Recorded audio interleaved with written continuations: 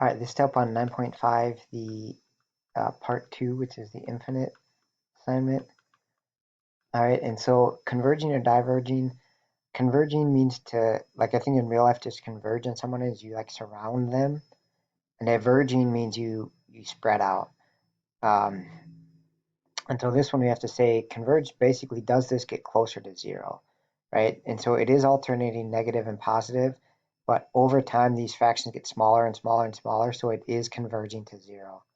Okay, and so to try and help understand that, I made a visual of the points, and you can see it kind of like waffles between positive and negative, but it is getting closer and closer to zero with time, right? They're flattening right into the zero on our y-axis here. So over time, they are converging towards zero, right? So even if even if they switch positive and negative, that still is converging because these are almost going to be zero eventually. Like this number is almost zero, right? And the next one's even going to be smaller than that, right? So yeah, hopefully that helps.